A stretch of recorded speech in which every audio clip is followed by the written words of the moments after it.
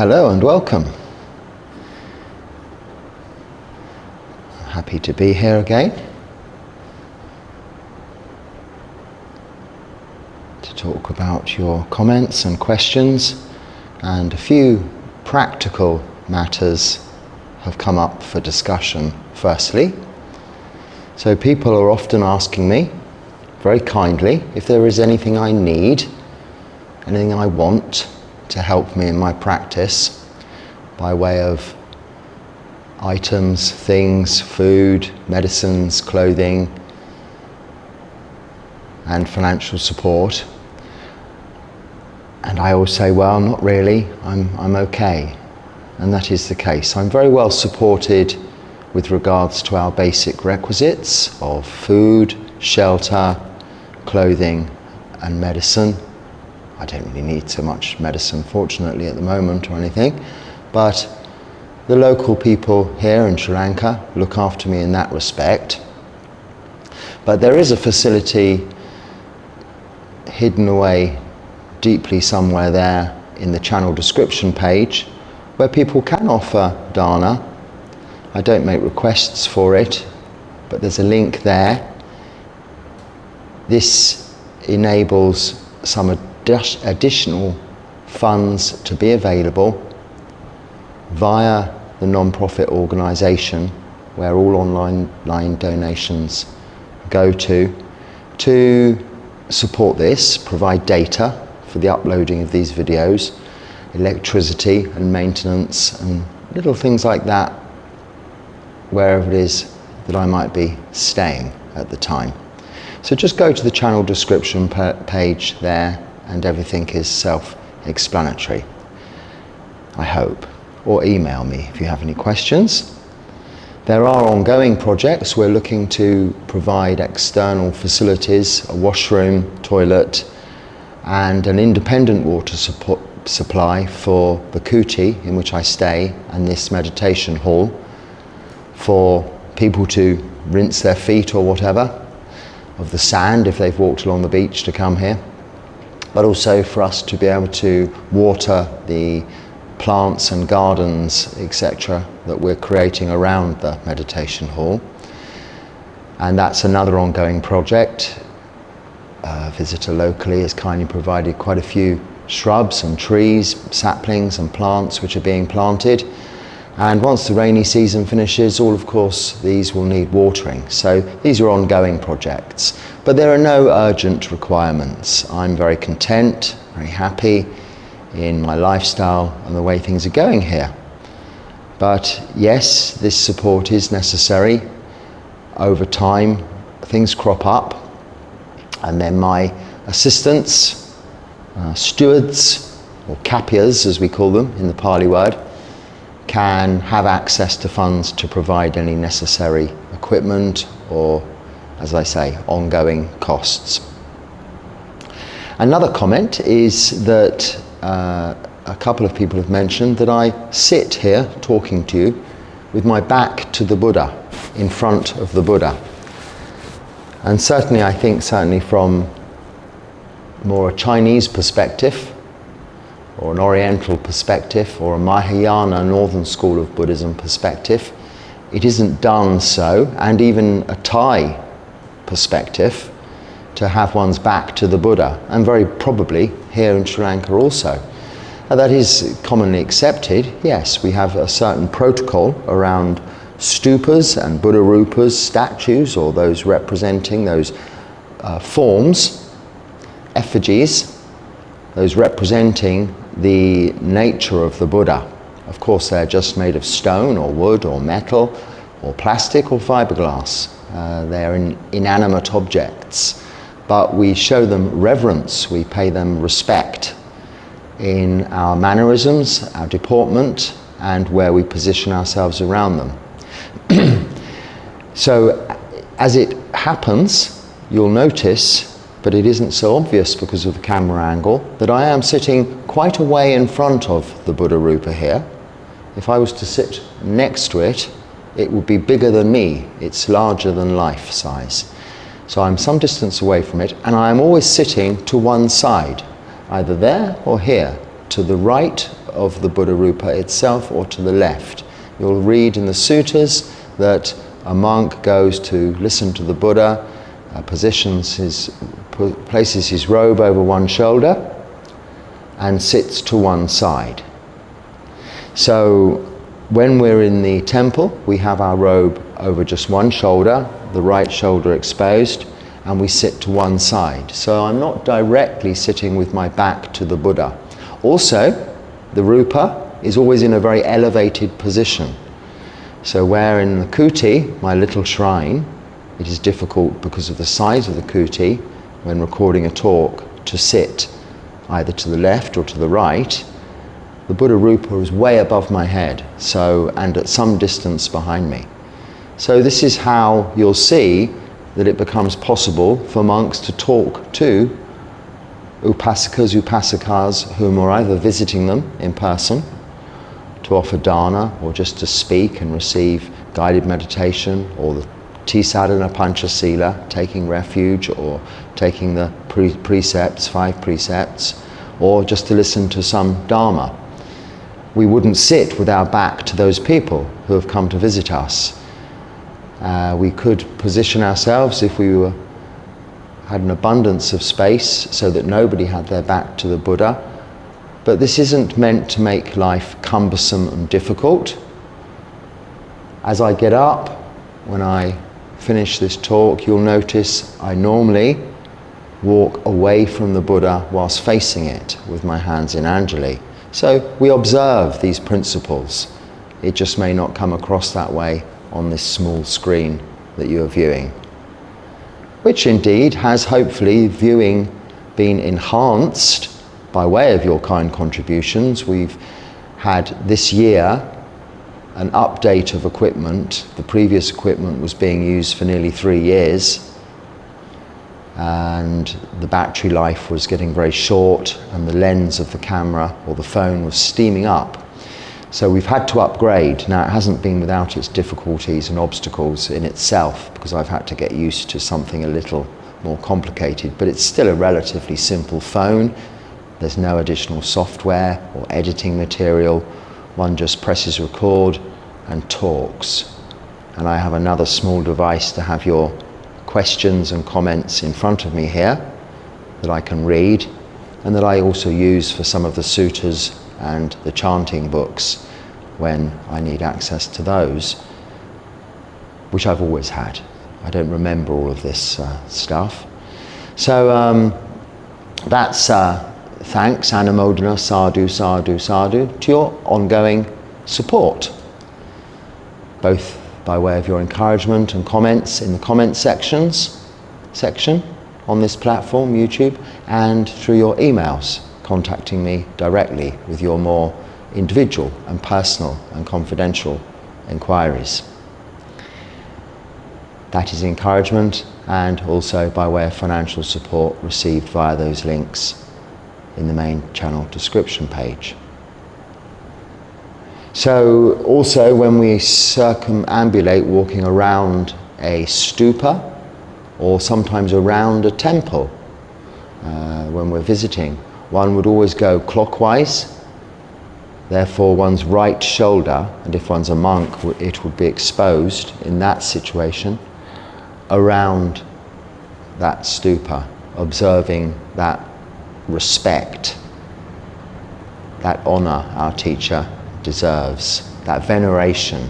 And that brings me on to the first comment here, which I will read. So I am, as you see from my shadow, I think behind me, a little away from the Buddha. I could sit up on the Buddha asana here, the raised platform, and if there were other monks here, we'd all be sitting up there. But most of you have commented when I do that you can't see me, I'm so far away, and it's just nice to try and get it all into one space on the screen. I'm not an expert at this, I'm not a professional videographer, and I'm just on my own trying to put these recordings out for your benefit, but they're also helping me. They're very much to my benefit also, having the opportunity to talk about Dharma. So this first comment's quite interesting. It's similarly related to what we were just talking about, as you'll see, but I'll have to read it all. I watch all of your videos for more than a year now, and even re-watching odd ones. Wow, that's good. I see that people tend to call you Honourable Monk and other cultural words. You are definitely more developed than I am, for example, and you are very wise and disciplined. But why people include all of those words? Do you really need them? Aren't those just lead to the growth of ego and an attachment of personality view? Yes, so personality view in Pali is Sakaya Ditti, a sense of self, a belief in a persona, or yes, ego, which in Latin is I am, a me making, my making, in a perception that one's physical body and intellect, thinking brain is what you are, and your circumstances in which you're born into are what you are. Whereas we know, when we come to be able to abandon that sense of self, abandoning Sakaya Ditti, that these are just form, and as a result of causes and conditions put in place for this form to be in that experience. With regards to honorific titles, names, and what we're called, well, yes, indeed, I'm called, not because of my wisdom. I wouldn't say that I am over and above or less than anyone else in terms of intellect or wisdom, only that my dedication, my practice is solely that practice of Dharma. As having ordained, I have no other duties, responsibilities, or distractions in worldly life. So I'm focused on my practice, living as a bhikkhu, a renunciant, the monastic life, simply but directed to keeping precepts, practicing meditation, and developing wholesome mind states, reducing unwholesome mind states, which hopefully will lead to wisdom. And during that practice, following that Noble Eightfold Path, I'm sharing with you things I pick up along the way by way of experience. It's not coming from a textbook, well, some of it originally did, but it's more experiential knowledge that I share with you. It isn't necessarily right or wrong, it is not doctrinal, it is simply that, a sharing of experience, which is hopefully useful. So, people, when writing in comments or addressing other people in emails, do need something. Now, I know in this day and age it has become the case that perhaps people just speak rather than addressing whom it is that they're talking to. So it's more of a flow of conversation.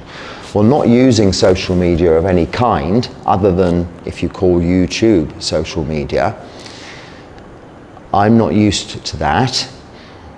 The comments, I don't enter into any threads of conversation.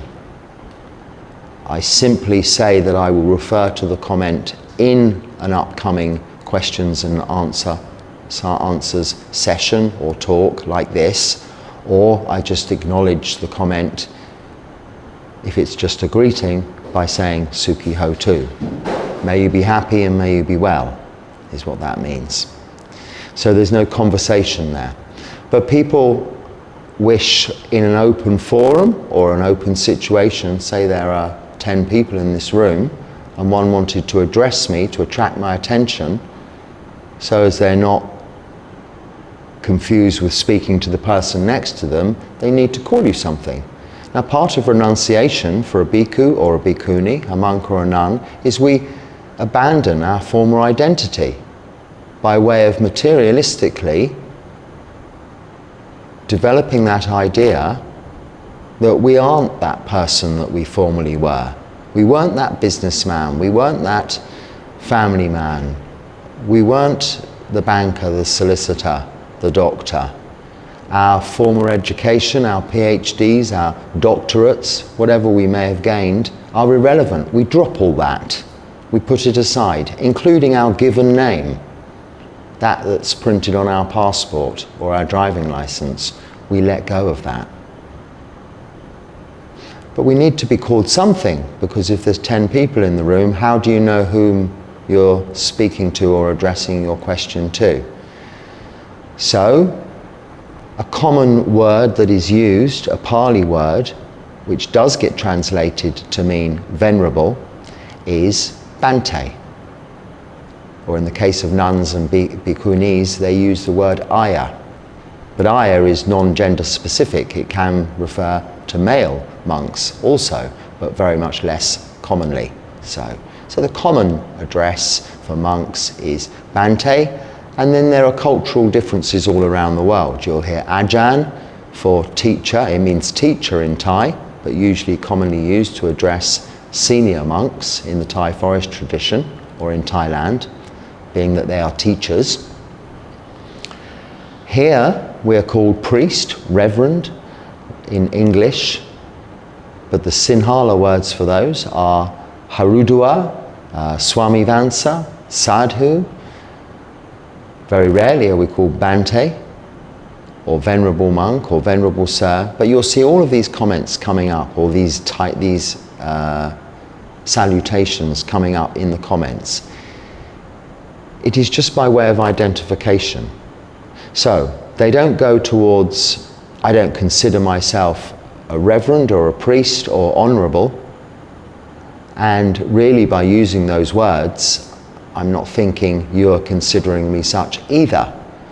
But using the term Bhante, it's not so much an honorific title, it's a way of speaking to a monk who no longer has a name. It's inappropriate to call him Mr. or Sir or Teacher, because they are neither of those. They've renounced worldly life. So Bhante is not so much an honorific title, but it is an indication of having let go of one's previous identity.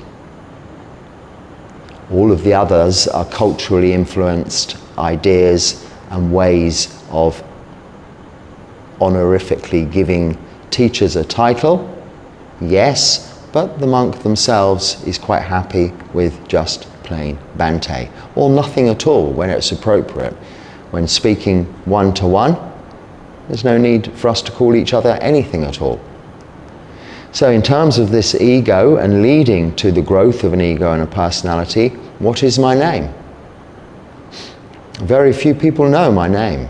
I have a given name, given to me at birth by my parents or whomever. I have a Pali name given to me at my ordination, my monk's name. Very few people know that. I'm just monk. That's like man or boy or woman or girl. Or doctor, for instance. You won't know necessarily the name of all of the doctors in a hospital, but you would attract one's attention by saying doctor or nurse. They're not identifying with a persona by that title. It's a way of you attracting their attention. It's a convention of language. But it's quite a significant convention of language when you see it for what it really is.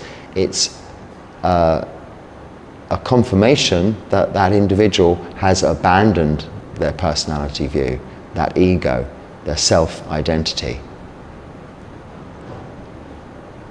So my full Pali name would be Bhante Dharmarakita, but very few people know that unless they look at the channel description page. And more often than not, when talking to another, you would refer to me as, oh, you know, it's that boring old grumpy English Buddhist monk coming on the YouTube again when talking about me to others. You wouldn't say, oh, it's Bhante Dharmarakita Bhikkhu again, or it's my former given name, or Bhante, this English Buddhist monk. but by way of convention, that's a mouthful also, I wouldn't be used. So Bhante is just a short form of address, that's all. So I think that's the practical matters out of the way. Now we've got some more questions. Let's have a look. What if the wisdom is there, but action is not? There is too much resistance. I'm trying to force myself, but sometimes my biology wins. So this is getting down to practicing what we preach. So sometimes we'll know intellectually a lot of stuff, but we don't necessarily abide by that. So for instance, we know the 5 precepts. We will refrain from killing, stealing, sexual misconduct, lying, and taking of intoxicants, but you describe it as sometimes my biology wins. So to some extent it is, yes, physiology, chemical, biology, the rupa, the body, that can overtake us. But it is always mind-driven. And the mind has its defilements, its weaknesses, rooted in greed, hatred, and delusion.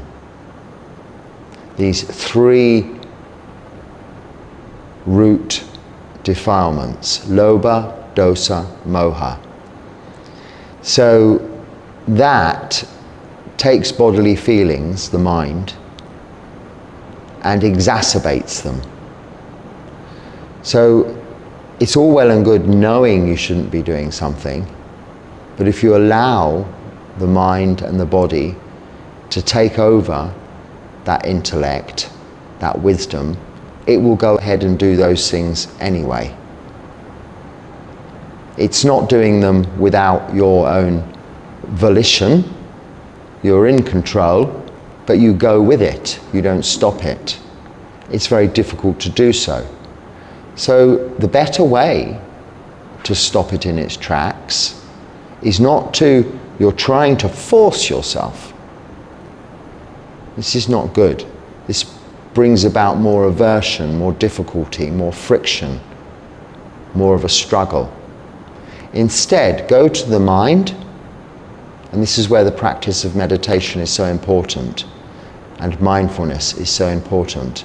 It helps us have concentration, have focus, and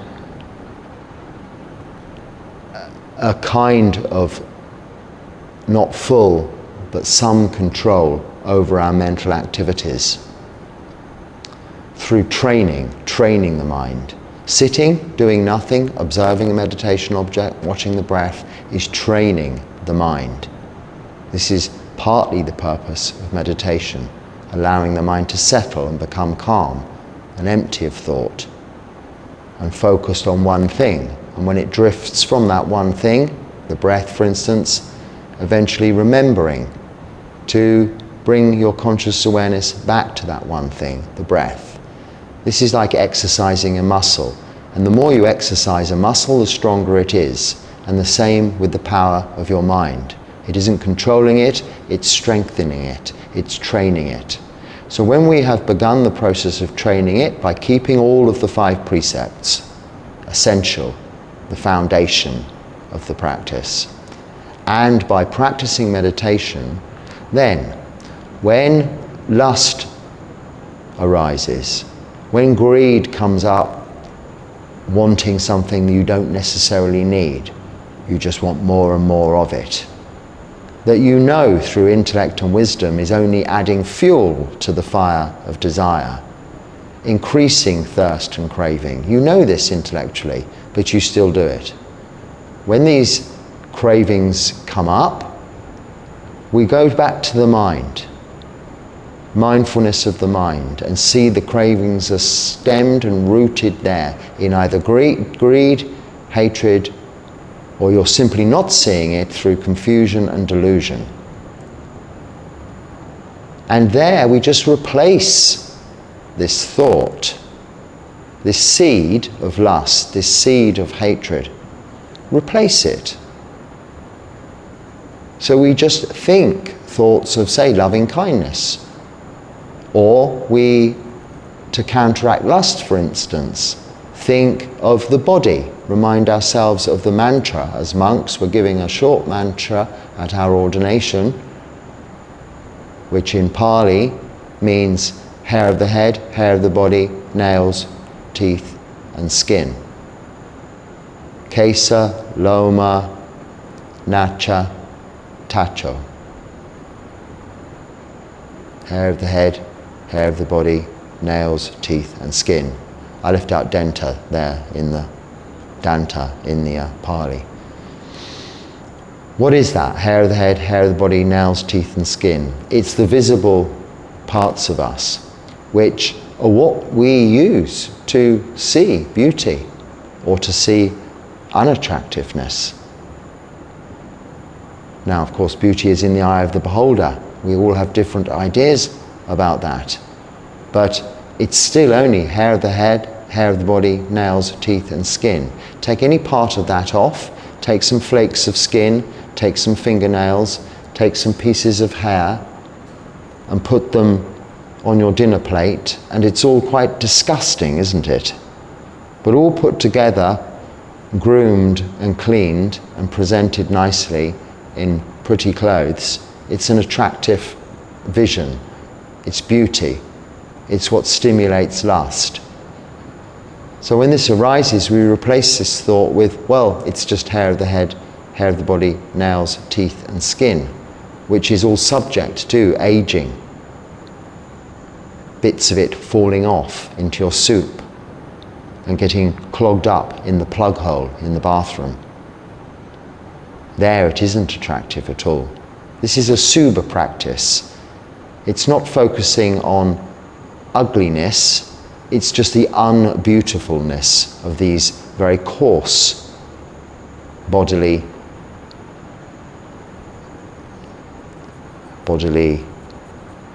well, it's the khandas, the rupa khanda, the physical body. It's very coarse indeed, but we focus on the covered up aspect of it, the parts that we put makeup on, we add perfume to, we groom. So we replace thoughts, and not necessarily with the antidote to the thought that's coming up. It may be that you want to counteract lust, or ragha tanha, passion, thirst, craving for sensual desire, ragha tanha, with unattractive nature of the body, asubha. But we could be just chanting a mantra. We could have a mantra in our mind, Bhutto, Bhutto, Bhutto, reminding us of the Buddha, our teacher. We could reflect on the 9 qualities of the Buddha, chanting Itipiso, Bhagava, Araham, Samma Sambuddho, something like this. Just replacing those thoughts that come up in the mind, firstly. Then we're less prone to run away with those thoughts physically. So it is training. In answer to your question, what if the wisdom is there but the action is not? Then make sure you're keeping precepts and meditate more. Only this way will you train your mind. You will not find the answers in a book. The answers are in the physical body, which is just this bag of skin filled with horrible things. But that is where you'll find all the answers, by focusing your conscious awareness, your mind, on the physical, on the body. In the Satipatthana Sutta, we're taught to focus, apply mindfulness, samasati, right mindfulness, on the rupa, the body, on feelings, vedana, they are what are coming from the body, on the mind, in this sense we refer to it as citta in the Satipatthana Sutta, and on dharma, which is everything, really, all of nature, as well as the teachings of the Buddha, but in this sense, the nature of the body and existence, which can be summed up as all impermanent, unsatisfactory, and out of our control or not self, anicca, dukkha, anatta. Keep focusing on that, replacing those thoughts with that, and you won't be drawn away from your practice into other unwholesome activities. Oh, and this first comment, honourable monk, there we go, you see. So, monk would do, honourable's fine. I don't think about it, and more often than not, I don't read that anyway out. I just go straight to the question. It says here, you are currently working in Sri Lanka, right? No, I don't work, I'm a monk. We're not allowed to work, not because we're monks. There are monks that have work and duties, but work is normally associated with earning a living or having a career path, a sort of a job. Now monks' work, so I am a Kamatana monk, and Kamatana is the Pali word for work, working.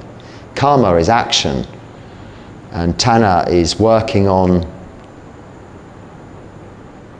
thirst. I think it actually, I can't really think of the etymology of this word, but Kamatana monks are those monks that are working, but it's not working around the monastery or working teaching in a school. It refers to working on one's mind, developing wholesome mind states, reducing unwholesome mind states, but ultimately working on extinguishing those root causes of suffering, the defilements, lobha, dosa, moha, greed, hatred and delusion, by way of certain austere practices, ascetic practices, but not overly ascetic, because the Buddha does not allow the bhikkhu, the ordained bhikkhu, to do anything more or over and above the ascetic practices within the guidelines of the 13 Dhutanga practices. So a Kamatana monk is a working monk, but working towards extinguishing the defilements by way of the Dhutanga practices, which are the ascetic practices allowed for a bhikkhu. But yes, I'm in Sri Lanka, staying in Sri Lanka right now. That is correct. What is delusion? So there's a question there. What is delusion? So delusion is not necessarily ignorance. So in the Pali we have lobha, dosa, moha. Moha being delusion. There's another word in Pali for ignorance, avijja or avijja. That means ignorance. So ignorance is a lack of knowledge, or you could say a lack of intellectual knowledge or information. And this can be resolved by learning, by gaining information, by being taught or reading, studying. Whereas delusion is a little bit more vague, it's very complicated, and one of the hardest of these three defilements to deal with or eradicate, because if you are deluded, you won't know you are deluded by the very nature of delusion. Because what it is, it's confusion, less than lack of intellect. It is more just an inability to apply that knowledge you have, that intellect, practically. So it's thinking, it's being confused, it's confusion rather than ignorance. It's thinking you are, for instance, this physical body and this thinking brain. So I might be an athletic sports person with extremely good looks, and I might be of a very highly intellectual nature. So good looking, intellectual, and as a result of this have lots and lots of wealth and money, friends and associates. And I might consider that that is me, that is mine, that is what I am. I am Dr. Sports Personality of the Year with all of these friends and associates. But that can be gone in a flash, either through death, or it can gradually drift away through aging and sickness. Or those associates and friends and family can die around you. Wealth can be lost, just like that. Health can be lost, just like that. But the qualities we develop over this lifetime, the understanding, the wisdom we develop over this lifetime, is not like intellect that through, say, mental deterioration, physical ailments of the mind, dementia, Alzheimer's, such conditions, where all that knowledge one might have learned can be lost. Wisdom includes qualities we develop, qualities of metta, loving kindness, karuna, compassion, which are not intellectual, they're an understanding of how the practice helps you become content and therefore find real happiness in contentment rather than all those other attributes such as beauty and intellect and wealth and friends and family. You find the true happiness coming from contentment that is there within right from the beginning, prior to you acquiring all of these additional external attributes, the accoutrements of life you pick up along the way, which you cannot take with you. Delusion is thinking you are that, is one example of delusion, but it covers all ideas of misunderstanding, leading to wrong view. The beginning of the Noble Eightfold Path and the step on that Eightfold Path, which encompasses all of the panya, the wisdom category of the Noble Eightfold Path, being it is also sila, moral virtue, samadhi, meditation. Sila makes up half of the Noble Eightfold Path, 4 points. Samadhi, 2 or 3 points. Wisdom, 1 point, right view. The understanding, not just knowing, reading intellectually and being able to recite anicca, dukkha, anatta, impermanence, unsatisfactoriness and not self, but understanding that. When you fully understand the physical body and the thinking brain is continuously deteriorating,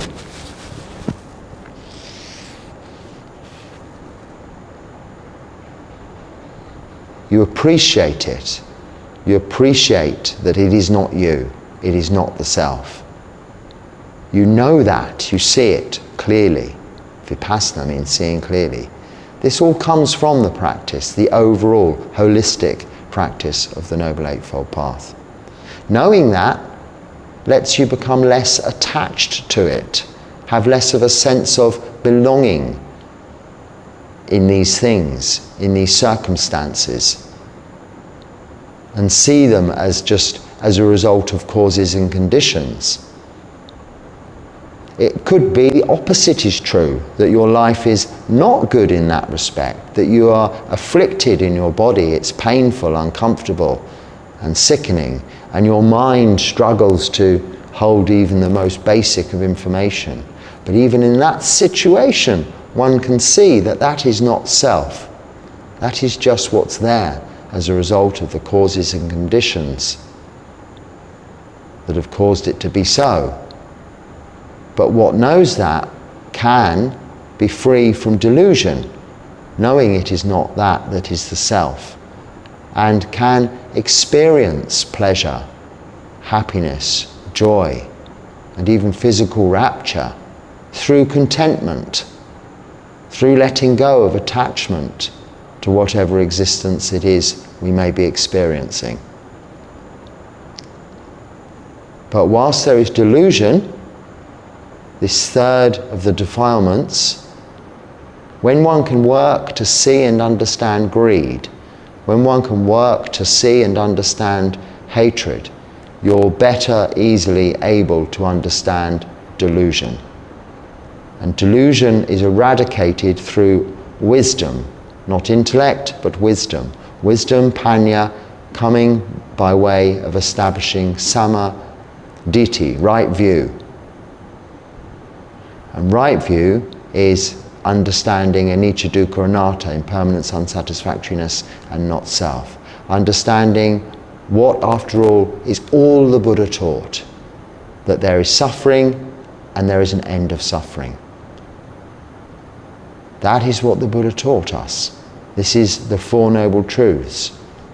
The suffering, the cause of suffering, the end of suffering, and the path leading to the end of suffering. You see how straightforward it all is. But with delusion, you don't see that. You're mixed up in all of the accoutrements of life and existence, the distractions you use to not face up to the reality of existence. Rather than cutting off the cause of suffering at its root, you cover it over. Like weeds in the garden growing furiously, you need to pull them up by the roots. If you keep just covering them with topsoil, they'll keep popping up through again. They'll thrive on the topsoil even, and come up stronger and more powerful, more prolific. This is the same with the defilements. By distracting ourselves and covering them up, they get stronger. So we cut them off at the root. We find the cause. And this only comes about through the practice. Dedicated hours of meditation is so important.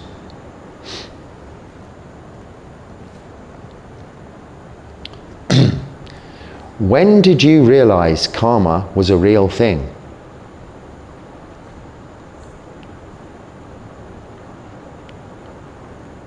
Karma means action in Pali, but usually when people use the term karma, they're referring to our Buddhist understanding of karma, in that all actions have a reaction, or cause and effect, or what we reap we will sow. If we do bad, bad things will happen. If we do good, good things will happen. So, as a result of all of our actions of body, speech and mind, there will be consequences. Now, when did I personally realize karma was a real thing? It's like physics. I could ask you, when did you realize gravity was a real thing? Probably when you first learned to walk and you fell over and it hurt, or you first fell off something, or you dropped your ice cream on the floor. You may not have thought, this is gravity. I must now understand Newton's theory. But you just know that what goes up must come down. Similarly, you learn very early on in life that what you do has consequences. If you hurt someone, they might hurt you back.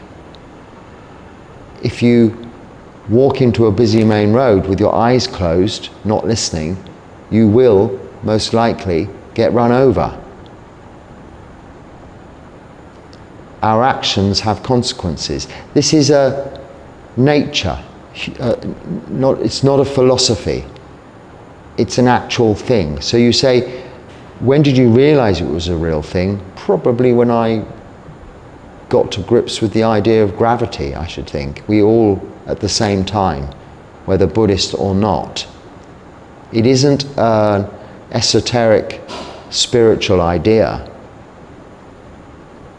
It's the nature of existence. It's part of right view. Coming to understand that all of our actions of body, speech and mind are the causes and conditions we're putting in place currently, in the present moment, for the next moment, or subsequent moments into the future. And we are here currently in this present moment as a result of causes and conditions we put in place in the past.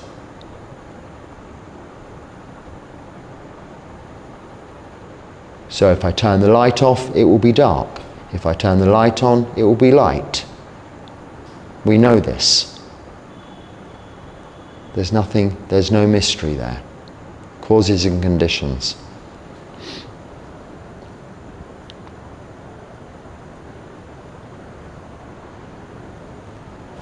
What is the scroll on the altar table?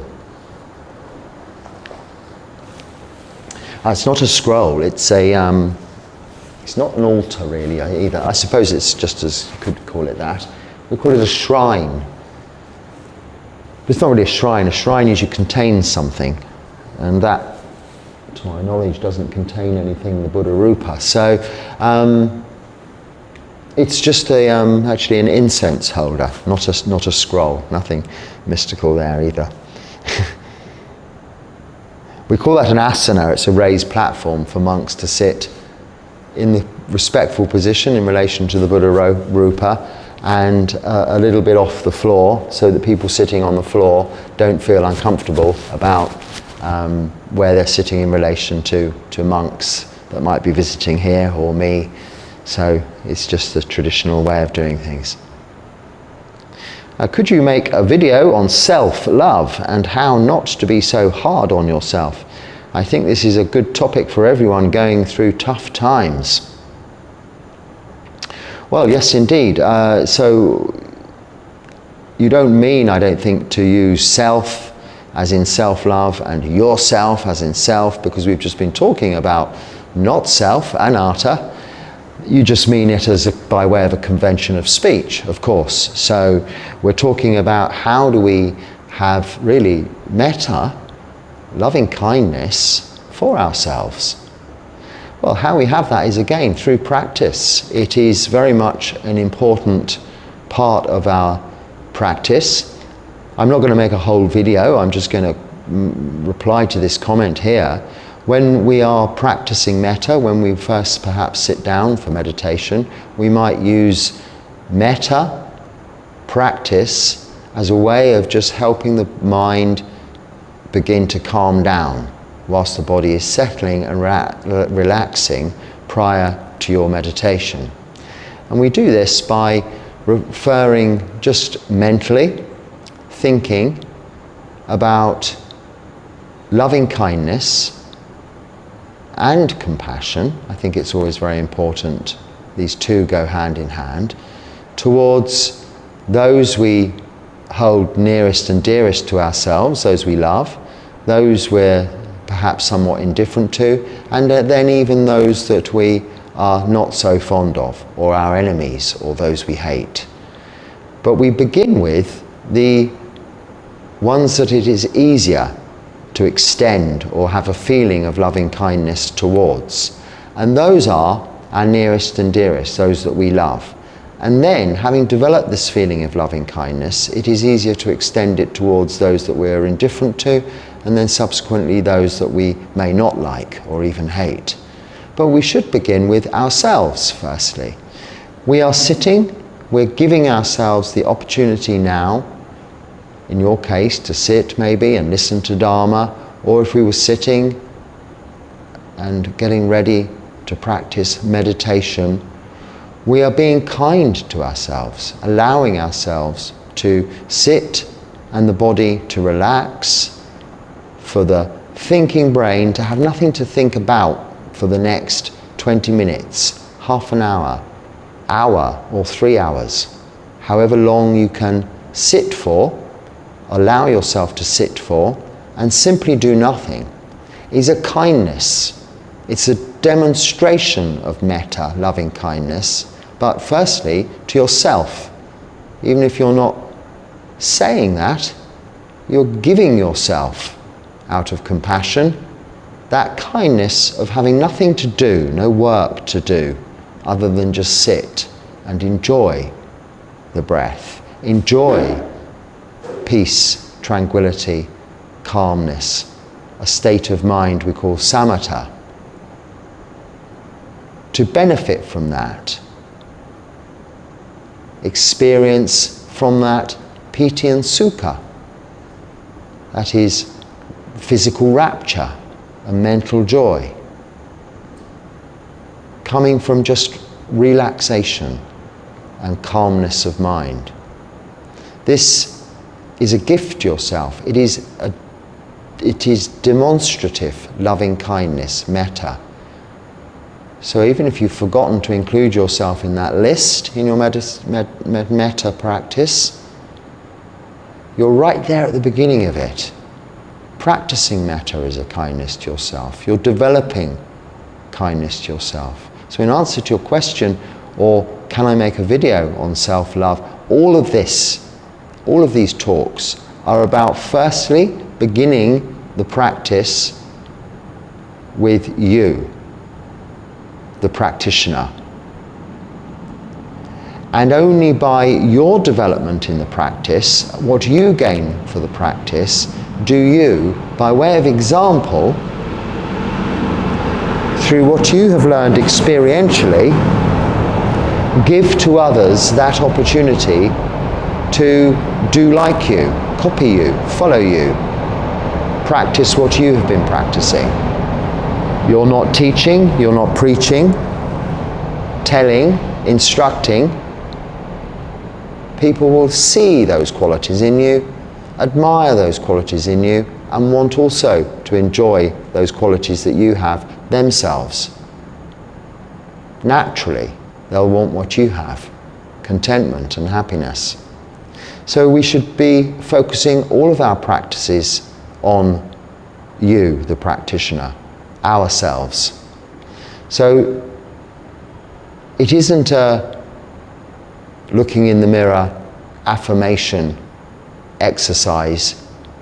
I love myself, I love myself, I love myself. I am wonderful, I am wonderful, I am wonderful, I am great, I am great, I am great. I will be successful, successful, successful. It's not this kind of exercise. It is just giving yourself something, some time. If you don't have time, you're too busy, just wake up an hour earlier. Go to sleep an hour later. It'll make no difference to your day, but it will make a huge difference to your day in the fact that you'll be better mentally disposed to deal with everything, all of the vicissitudes of life that come along during that day, with more equanimous actions of body, speech and mind. More action rather than reaction. More wisdom rather than delusion. It all comes from meditation. So yes, it is a good topic for everyone going through tough times, but it's not just now people are going through tough times. People have always been going through tough times. The Buddha taught there is suffering 2,570 odd years ago. So it's not just now, it was then also, and all of the millennia in between, that there's been suffering. This is the human form, in the human realm. There is suffering, but there can be an end of suffering. And this practice is about bringing about that end of suffering, but through very pleasurable means, through meditation, through keeping precepts. Keeping precepts gives you so much gratification and satisfaction. Meditation brings about rapture and joy,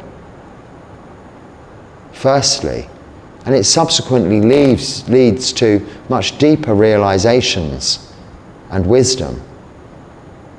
This is the gift you give to yourself that is tangible. It's not just words in the mirror. It's not self-love. It's knowing yourself is not you, but knowing what you have is the opportunity to practice and create causes and conditions. Put those in place. That's Pali. That is pachaya in the Pali language. Causes and conditions, pachaya. Putting those in place for the next moment, for the rest of your lifetime. Establishing a place of contentment to move forward on.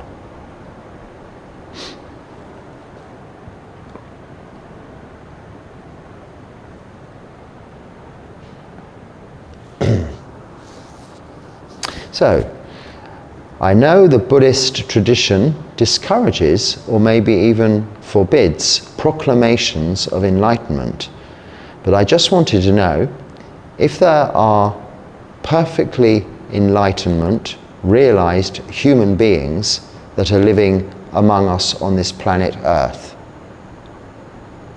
So if there are perfectly enlightened, realized human beings that are living among us on this earth, I just wanted to know if there are any living human beings that are fully enlightened, fully liberated, like the Buddha is said to be. Okay, so firstly, perfectly enlightened, Sama Sambuddha, refers to, it really means actually perfectly enlightened is the Buddha is the only one who could be perfectly enlightened, because it refers to the fact there was no teacher or teachings that he could refer to. So he became enlightened, and the first being to become enlightened, and then teaches us. So we can become enlightened but not perfectly enlightened. To become perfectly enlightened, you have to be a Buddha whom has not had the teachings of a previous Buddha. They've long since gone. And there is no Dharma in the sense of Dharma meaning the words of a Buddha. So you're starting from scratch. You're the first teacher. That's perfectly enlightened. But yes, there are, and there probably will be, many enlightened beings who have lived in the past, subsequent to the Buddha, are living now, and possibly will come about and live in the future. Not Buddhas necessarily, but fully awakened. We refer to that, the Pali term for that is arahant. Someone who has completely eradicated greed, hatred and delusion, let go of, no longer attached to existence, life, this human realm, or any other realm, spiritually or materialistically, has abandoned all of this, let go of all of this, through the practice, through this realization, having attained to enlightenment, having got a glimpse of Nibbana, that is what is outside of this conditioned world, in their jhana practice, in their deeply absorbed states of meditation, and therefore become enlightened, so become free from suffering in this lifetime, having abandoned the root causes of suffering, completely eradicated them. They're free from suffering. They'll have still physical pain, but as a result of any physical pain or external causes of suffering, they'll have no mental suffering. They'll see it as just that, a condition of the body that is not them, not a self. Like driving a rusty old car that doesn't work very well. It gets you from A to B. It's just a vehicle. It's like having a body that's aging, sickening, and dying. The Buddha himself had bad back problems and suffered towards the end of his life physically, but not mentally. He was free from suffering in that sense. And yes, there are many beings whom experience this now, and there will be in the future. If you practice, you can also be, and then also free from subsequent rebirth.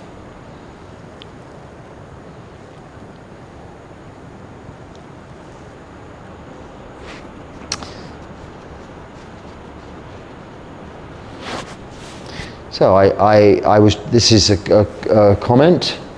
I'm not sure whether there's a question in there. We'll have to read it anyway, otherwise I'll not know. I was going to start a new job, and on my first day of training, some individuals were complaining that I wasn't doing enough. I had been there about 6 hours. Also, every other word out of their mouths was curse words. Very angry and loud people.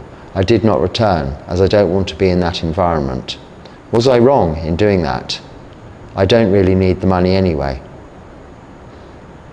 Well, if you don't really need the money anyway, what's the problem? It doesn't matter, does it? No, you're not wrong in doing that. We should not associate with fools. One of the 38 blessings in the Mangala Sutta, one of the highest blessings, the first of those verses, is to be able to not associate with unwise people, the fools. Given the option, then we do. Now, if you really needed the money and you have responsibilities and a duty, then I might say one should just not listen. Do your work as diligently as you can. Ultimately, if you're not performing well enough, then the relevant people in charge, your bosses, can talk to you, instruct you, train you, or they can choose to let you go, sack you, get rid of you. Anyone else is just in your way. Be polite, smile, acknowledge, but don't argue, don't enter into conversation.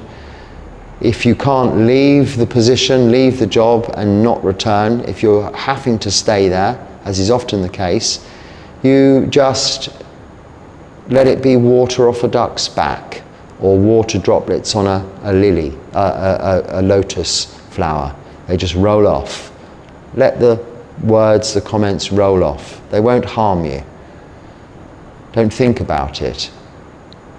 If you're no good at your job, the boss will tell you and they will get rid of you, or they will teach you how to be good at your job. But don't create unwholesome mind states and aversion by thinking about the experience you're having, the negative experience you're having, but just think about the job you're doing, mindfully focusing on the work you have in hand, if you can. So in your case, you didn't need the money anyway, you weren't wrong to do so, but in what I might say, why did you go for the job if you don't need the money anyway?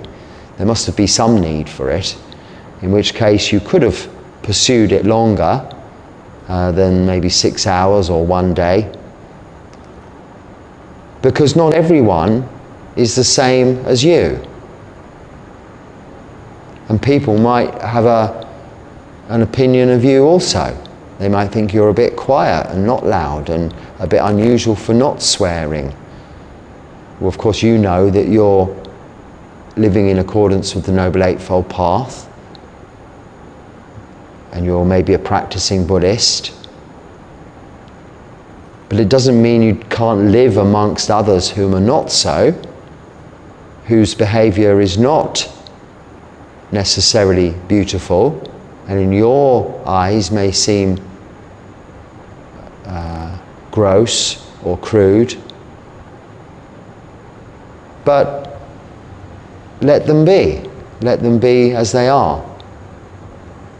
If you can continue with your work, just continue with your work. It is their problem, don't make it your problem.